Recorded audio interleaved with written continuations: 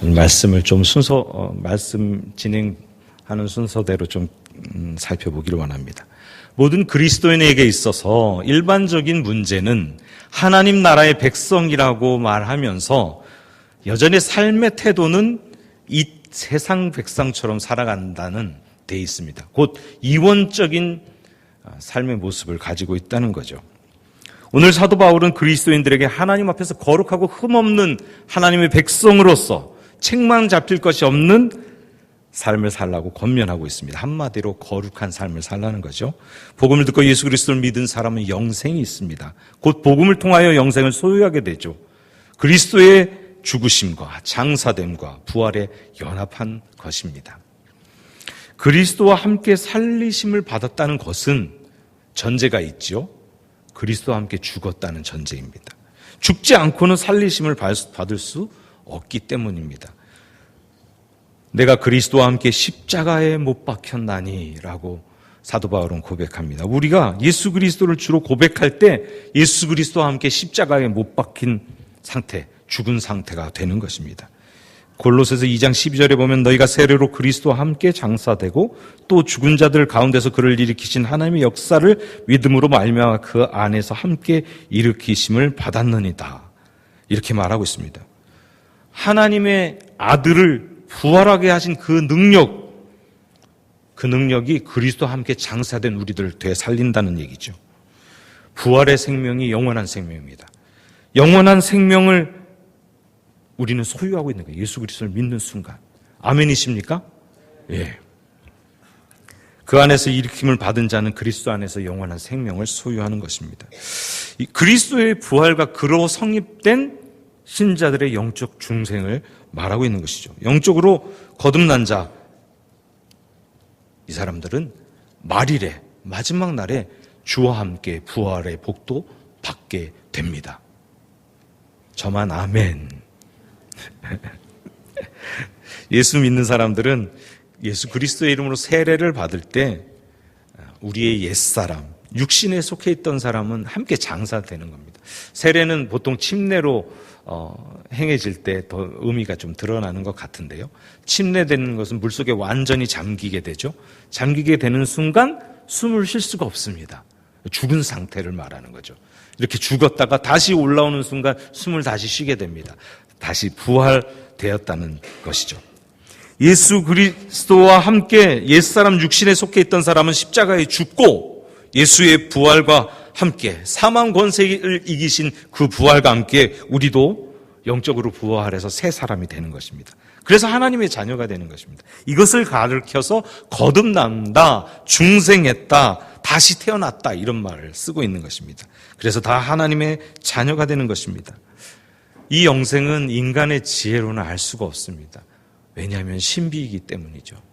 신비에 속한 것은 성령으로서만 알게 됩니다. 이 말을 다른 말로 표현한다면 옛날에 우리는 죄 가운데서 죽었지만 이제는 죄에 대해서 죽은 존재가 된 것입니다. 예수 영접하면 생명이 있습니다. 그런데 복음을 모르면 생명을 살 수 없습니다. 예수 믿는 순간 우리가 생명을 얻었어요. 영생을 얻었어요. 그런데 복음을 정확히 모른다면 영생을 누리고 살아가는 것은 좀 곤란하다는 거죠. 그러면 어떻게 되냐면 자꾸 옛사람의 옛날 살던 방식대로 살고 싶어져 합니다. 그러니까 계속 옛사람을 치유하려 다닙니다. 그럼 옛사람이 치유되니까 다시 회복돼서 새 생명으로 살아가는 것이 방해되는 거죠. 바울은 새 생명으로 사는 것이 중요하다고 오늘 강조하고 있는 것입니다. 새 생명으로 살지 않으면 옛사람으로 살려 합니다. 그러다 보면 자신에 대해서 왜 나는 예수 믿었는데 잘 살지 못하지? 그리스도인으로 살지 못하지? 세상 사람의 방법대로 살지 하면서 자괴감에 빠지게 되고 자기 자신에 대해 절망하게 됩니다. 로마서 1장 15절에 그러므로 나는 할 수 있는 대로 로마에 있는 너희에게 또 복음 전하기를 원하노라 라고 말하고 있습니다. 여기 재밌습니다. 로마에 있는 사람들에게, 예수 믿는 사람에게 복음 전한다고 말해요. 예수 믿지 않은 사람에게 복음을 전하려고 했다는 얘기가 아닙니다. 예수 믿는 사람에게 복음을 전하고 싶었던 거죠. 바울이 로마서를 쓸 때에 간절한 심령이 하나 있었는데 로마에 있는 예수 믿는 사람들에게 복음을 잘 설명해 제대로 알려주기 원했어요. 생명을 갖고 있다는 것과 생명을 사는 것은 다른 차원의 이야기입니다. 그런데 로마로 가서 그것을 복음을 잘 설명해 주고 싶은데 갈 수 있는 길이 막히니까 로마서를 기록한 거죠. 이게 우리에게는 복이 되고 있습니다. 오고 오는 세대에게 이것이 성경이 돼서 이 로마서를 읽게 하고 있었으니까요. 만약에 바울이 가서 설명했다면 로마서가 아마 기록되지 못했을 것입니다.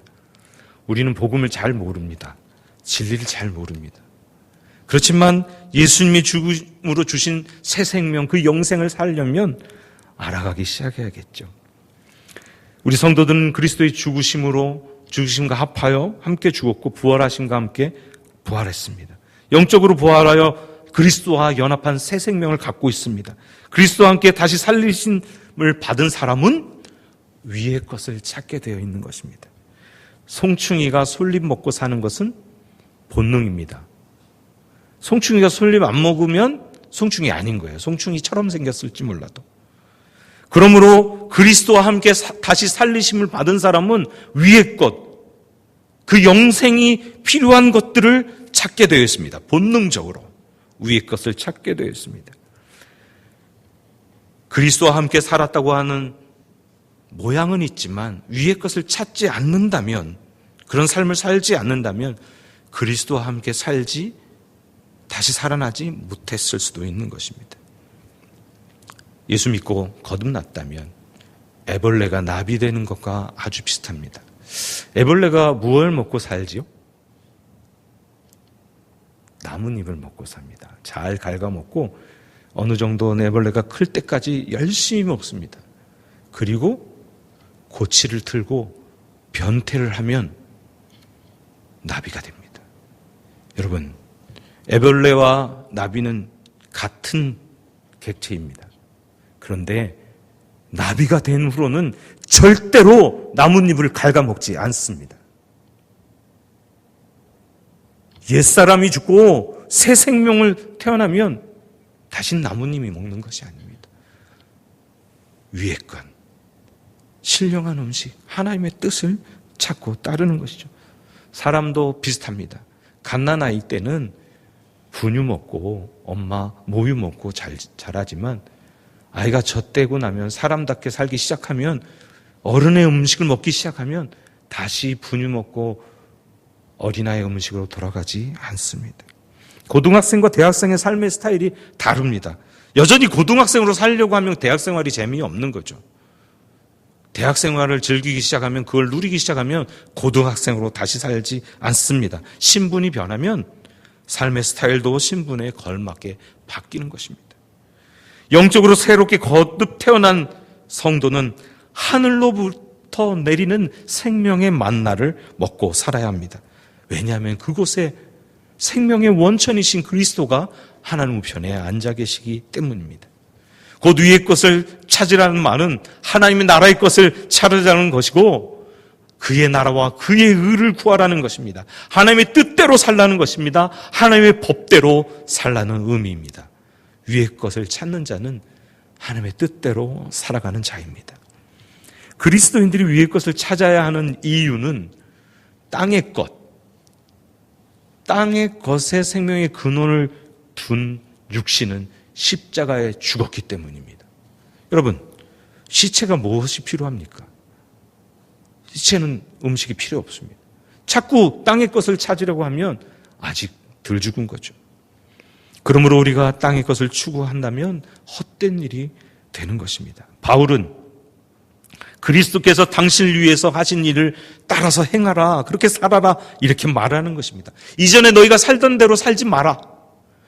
그것은 구원받지 못한 사람들이 사는 방식이다. 그리스도가 너의 생명이시니 너가 그리스도를 믿는다면 너는 이제 그리스도와 함께 죽었고 주님의 생명이 너희를 통해서 매일매일 나타나도록 살아라 라고 말하고 있는 것입니다. 사랑하는 성도 여러분, 오늘 이 자리에 함께 말씀을 묵상하고 고민하는 여러분들, 매일매일의 삶 속에서 그리스도의 생명이 나타나시는 삶, 축복의 삶 되기를 소망합니다. 영생은 하나님 나라와 동일시되는 개념입니다.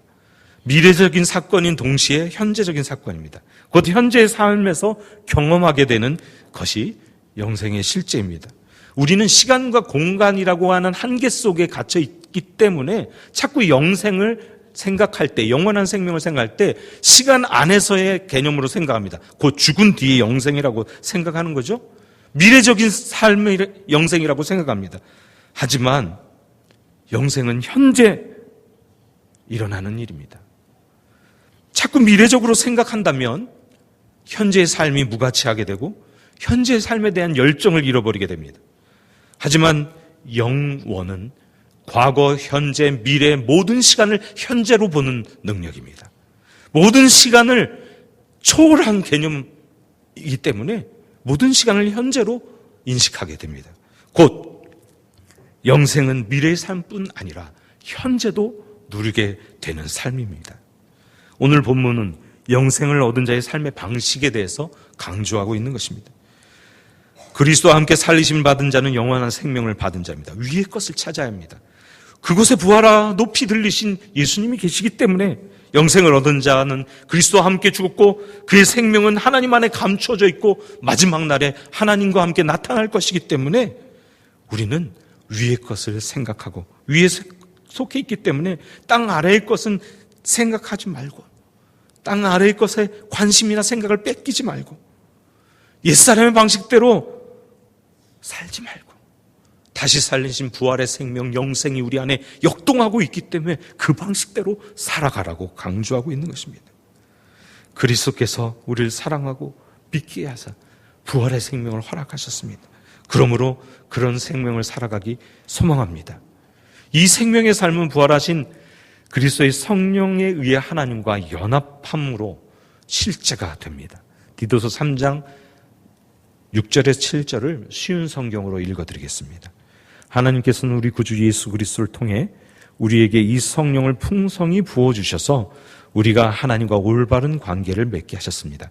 이 모든 것이 하나님의 은혜입니다. 하나님께서 우리에게 성령을 주심으로 이제 우리가 그토록 소원하던 영원한 생명을 누리게 된 것입니다. 영생에 있어서 가장 중요한 개념은 하나님과의 사귐입니다. 요한복음 17장 3절 영생은 곧 유일하신 참 하나님과 그가 보내신 자 예수 그리스도를 아는 것이니이다. 곧 하나님을 경험으로 아는 것, 그것이 영생이라고 말합니다. 지적인 동의나 성경 공부를 많이 해서 하나님에 대해서 많이 하는 것이 아니라 하나님을 경험함으로 아는 것. 사과 맛이 어떤 맛인지 우리가 먹어봤기 때문에, 경험해봤기 때문에 사과 맛을 아는 것처럼, 포도의 맛을 그렇게 아는 것처럼 하나님을 경험함으로 하나님이 어떤 분이신지 아는 것, 그것이 영생이라고 말하고 있습니다.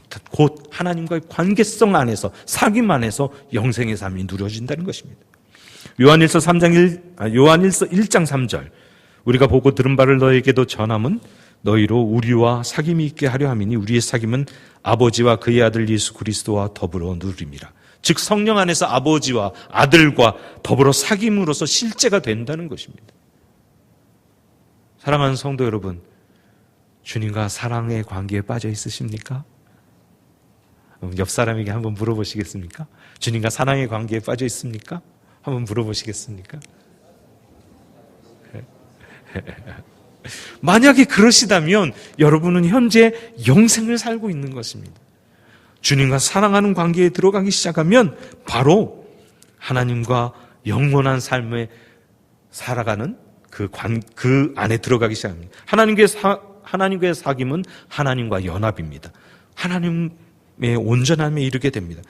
온전함에 이르는 것은 율법을 통해서가 아니죠. 예수 그리스도를 통해서입니다.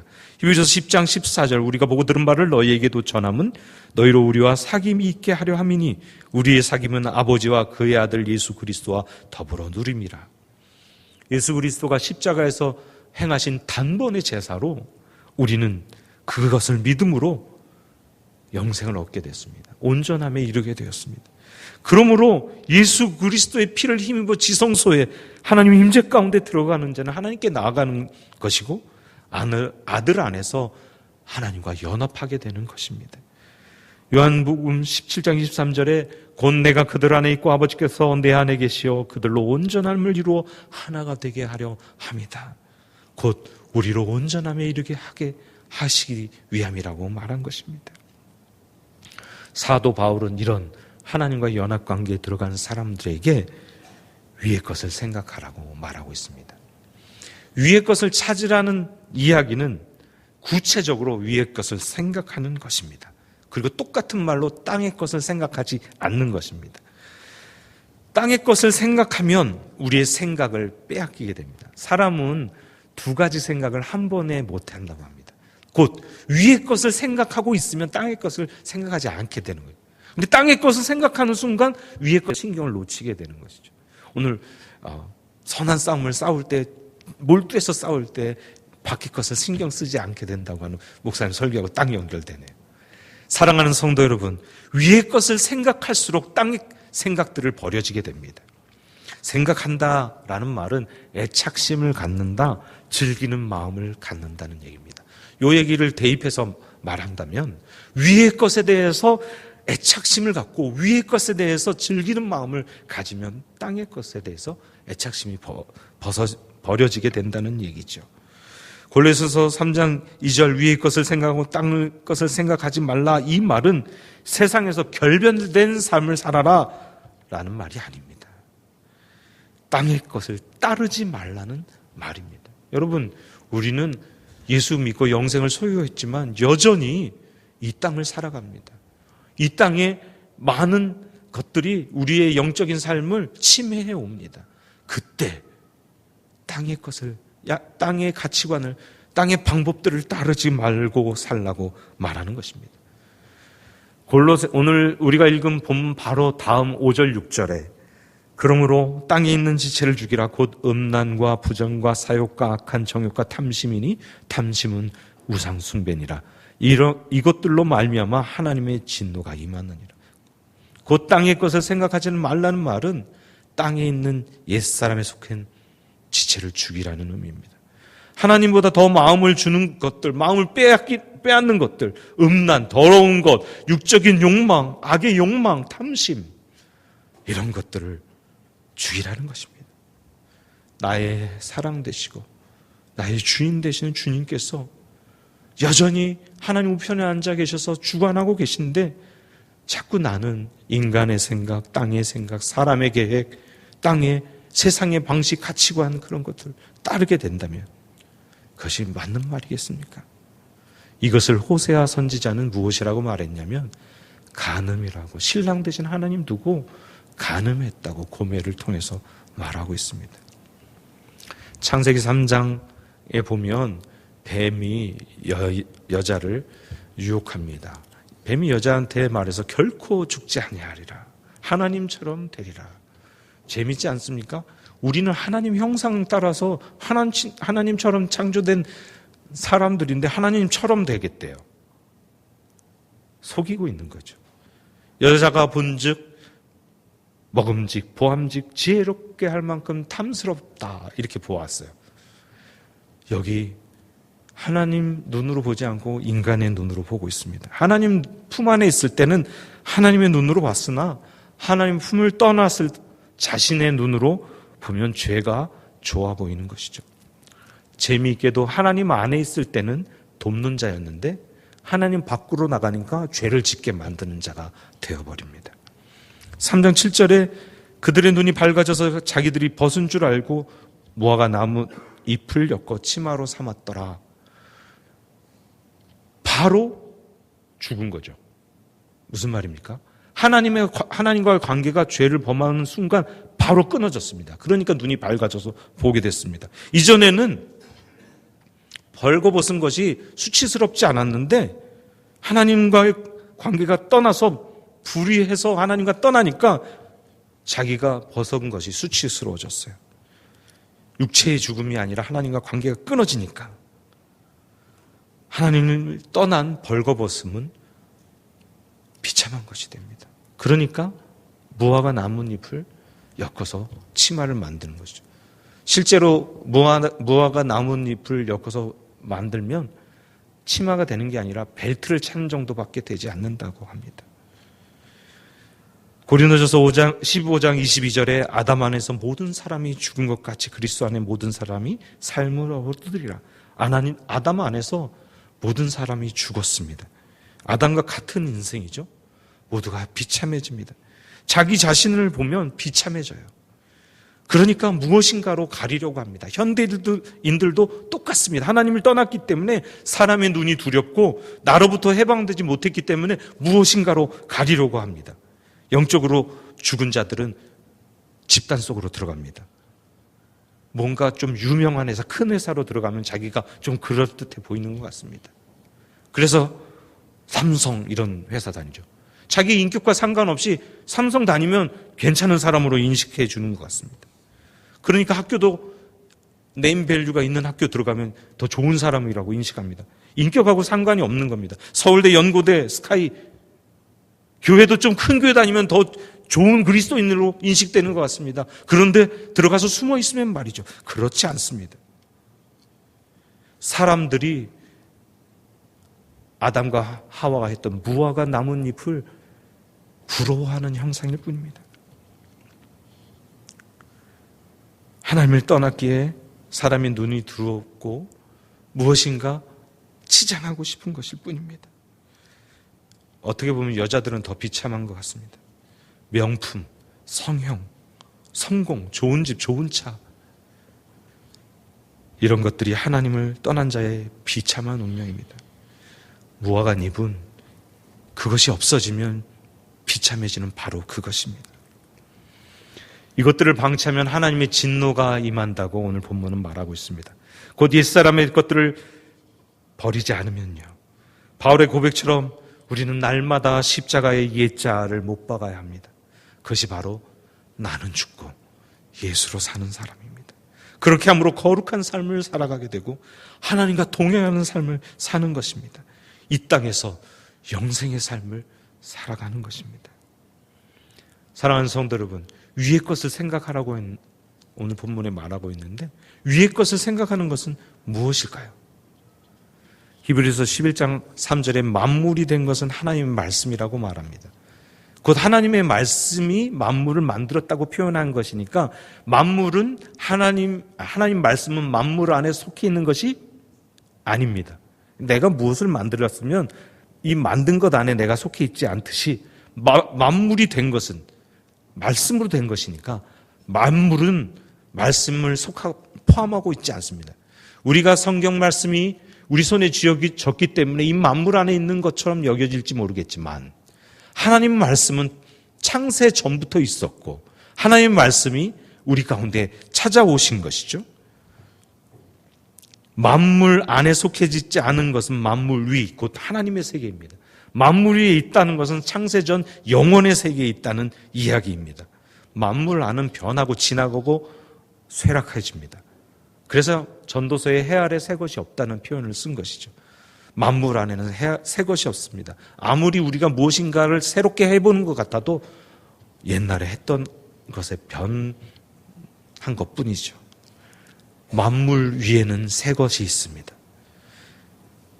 항상 현재로 존재하는 영원의 차원은 항상 새롭습니다. 사람들은 영생하도록 하는 양식을 원합니다.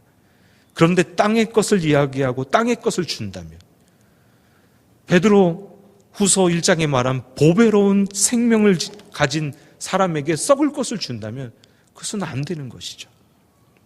위의 것으로 채우는 실제적인 방법은 하나님의 말씀, 성경을 읽고 묵상하는 것입니다.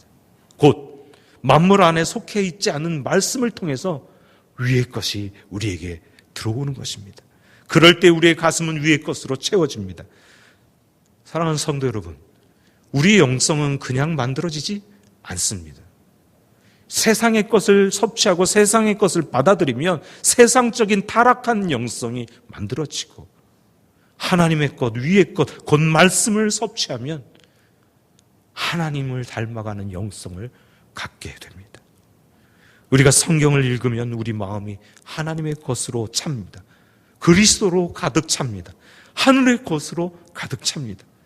그런 사람의 마음에는 주님의 평강이 임합니다. 하나님의 즐거움이 임합니다. 하나님의 능력이 함께합니다.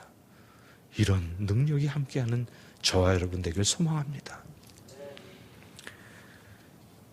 3절에 너희가 죽었고 너희 생명이 그리스도와 함께 있고 하나님의 안에 감춰져 있다고 말합니다. 너희가 죽었다는 것은 좀 전에 말씀드렸던 것처럼 십자가에, 그리스도와 함께 십자가의 죽음에 함께 죽은 것입니다.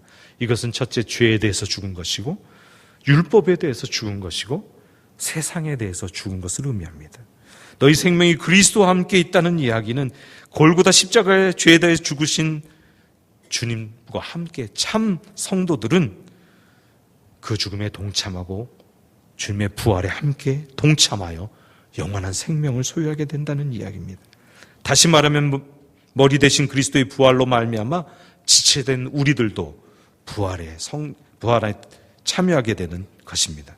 그리스도의 생명 안에는 신자들의 성도들의 생명도 포함되어 있습니다. 하나님 안에 감춰졌다는 말은 하나님과 밀접하게 연합되었다는 것을 가리킵니다. 참 생명, 즉 하늘에 속한 생명은 아직 하나님 안에 감춰져 있는 것입니다. 아들로 말미암아 생명이 우리에게 주어졌고 우리 안에 영생이 있지만 아직 우리는 육신을 입고 이 땅을 살아갑니다. 그래서 완전한 생명이 주어진 상태는 아닙니다. 완전한 생명의 누림은 하나님 안에 감춰져 있습니다. 그런데 이 땅에서도 하나님 안에 사는 자들에게는 그 영생을 맛볼 수 있습니다. 그 시간이 예배입니다. 그 시간이 말씀을 읽는 시간이고 하나님 앞에 엎드려 기도하는 시간이고 하나님과 접촉하는 시간입니다. 그것이 영생을 맛보는 시간입니다. 위의 것을 추구하는 자들에게 하나님이 영생을 맛보게 하십니다. 그리스도인이 하나님의 나라를 추구하는 것은 본능입니다. 굶으면 배고프듯이 사랑하는 사람과 떨어져 있으면 그 사람이 보고 싶듯이 말씀을 섭취하지 못하면 영생을 소유한 사람들은 기갈에 오고 배고파지고 그것이 굶주려지고 그것을 먹고 싶어 하게 되는 것입니다.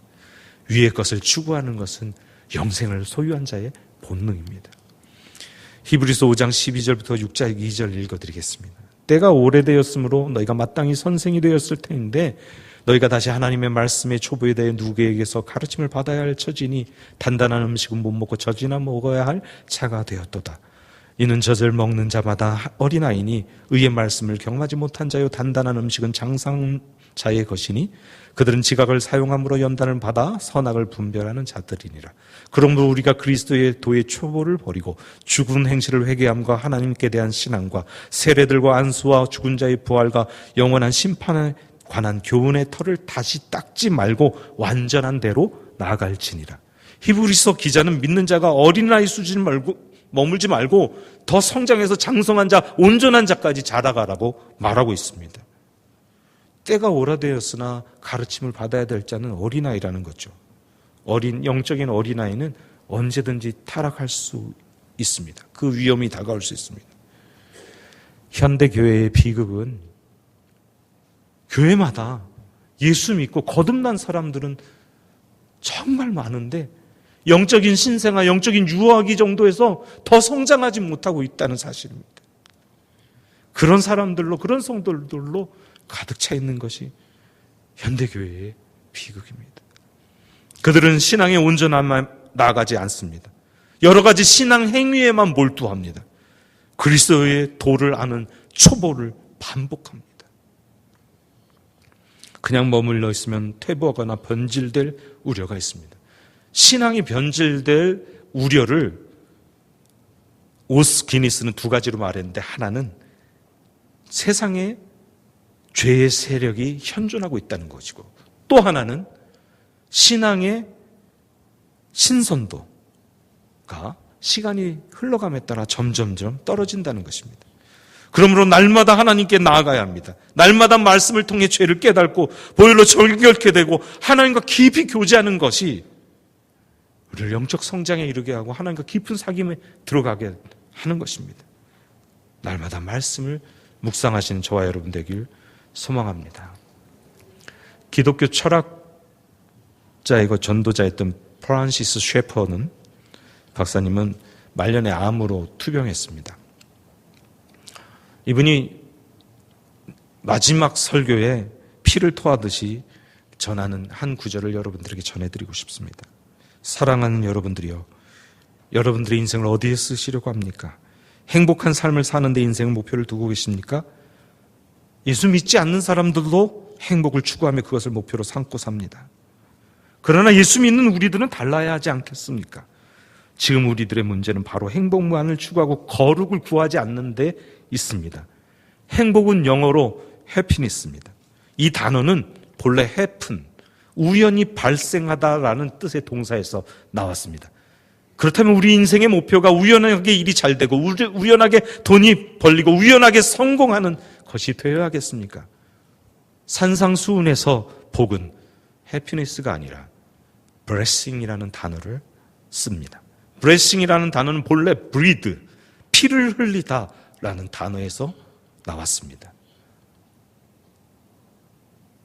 성도들은 피의 제사를 통해서 하나님과 바른 관계를 맺는 것으로 그것을 축복으로 간주했습니다. 바로 축복이라는 것은 하나님과 바른 관계를 맺는 것입니다. 예수 믿는 우리들은 세상의 행복이 아니라 하나님이 주시는 축복을 구해야 하는 것입니다. 하나님 앞에 부끄럽지 않는 거룩한 삶이 바로 축복된 삶입니다. 오늘 본문 4절을 한 목소리로 함께 읽겠습니다. 시작. 우리 생명이신 그리스도께서 나타나실 그때에 너희도 그와 함께 영광 중에 나타나리라. 우리 생명이신 그리스도께서 나타나실 그때에 주님과 함께 영광 중에 여러분과 제가, 여러분 한 분 한 분 나타나시는 분 되시기를 소망합니다. 사랑하는 성도 여러분, 오늘 주와 함께 살리심을 받았다면 영생을 살아가는 하루 되시기를 소망합니다. 위의 것, 하나님의 것, 영원한 것을 추구하는 성도 한 분 한 분 되시기를 축복합니다.